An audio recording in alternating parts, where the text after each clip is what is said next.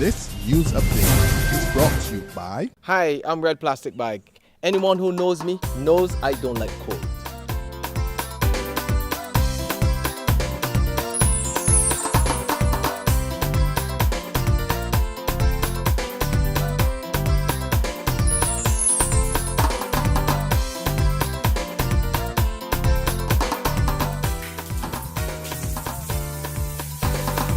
Sunshine reigns in my country. I love it.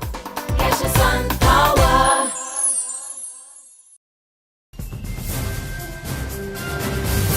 This is the 6 p.m. Barbados Today update for Wednesday, December the 18th, 2013. I'm Emmanuel Joseph. Former Prime Minister Owen Arthur is being accused of trying to create hysteria. The charge is being leveled by General Secretary of the National Union of Public Workers, Dennis Clark, a day after Arthur said government's planned wage freeze and job cuts have put unions on trial. But Clark says the former leader could not be further off from the mark, and he insists that the NUPW is putting the best interests of workers above everything else. Well, he's being misinformed. He doesn't know what's going on, and therefore I think the comment, doesn't worth a response, because I think Mr. Arthur knows me quite well in terms of my work, and obviously he knows that I would have been working on a responding. It's just simply that we have not come out in public as yet. Meantime, the Congress of Trade Unions and Staff Associations is not totally satisfied with the talks held earlier today with Finance Minister Chris Sinclair. President Cedric Murrell says the umbrella body sought clarification on the implications of the layoff plan and how best they can respond. We would have had from the minister more explanations in terms of what has happened, and those explanations certainly they were able to make other things clear. With regard to satisfaction or not, we're never satisfied when you have a situation where as many as 3,000 of our colleagues are going to find themselves out of work. But clearly we have a responsibility and a duty as the representatives of those workers to be able to ameliorate that situation as best as we could. And that was really what the meeting was about. The head of the Barbados Private Sector Association is stepping down. John Williams says he is leaving effective January 31st due to other pressing work commitments. He will be replaced by entrepreneur Alex MacDonald, who was elected at a board meeting earlier today. CEO Anne Reid says the change in leadership will not affect the association's plans going forward. What we need to do is to keep looking for the innovative and creative ways for how we are going to go forward as we treat what is happening in the economy. So the new would have to be the kind of energies which the private sector would need to bring to bear, and also the suggestions as part of our advocacy role in terms of how we could the methods and the strategies that we need to employ to return the economy back to growth.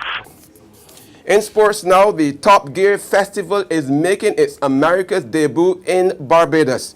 The May 17th and 18th event will feature a lineup of cars and driving talent from the world of motorsport and stunt driving at the renovated Bushy Park in St. Philip Racing Circuit. Tourism Minister Richard Seeley says the festival will bring fans from the United Kingdom, North America, Europe, Brazil, and the Caribbean. There's regional and international news after this short break. McInerney Quality and Consolidated Finance invite you to trade in your old car for a new one. So, bring your car and come to McInerney Quality in Wildy. That's right, all trade-ins are welcomed. Any make or model we'll trade towards your new car. Plus, you get 2 years free insurance when you purchase a Kia, Mazda or Ford. And with on-the-spot financing by Consolidated Finance, you can drive away with something new. So, bring your car and come to McInerney Quality in Wildy. All trade-ins are welcome. In the region, the constituency allowance for parliamentarians in Jamaica has been increased. The government today announced that MPs will each get this, $1 million between now and March 31st next year to help their constituents. The funds will be provided through the Ministry of Labour and Social Security, which will also have administrative and accounting responsibility. Internationally, the massive economic stimulus program in the United States is being reduced. Federal Reserve Chairman Ben Bernanke says the job market is almost strong enough to stand on its own. The Fed will buy $10 billion less in bonds each month from what it has been buying since September last year.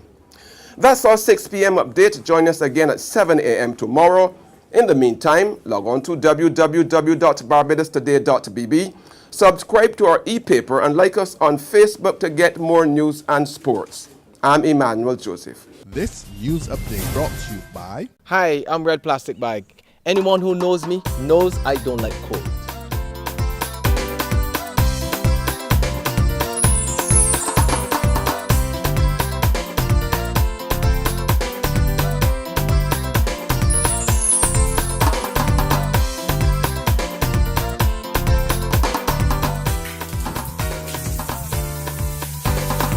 Sunshine reigns in my country. I love it. Get your sun power.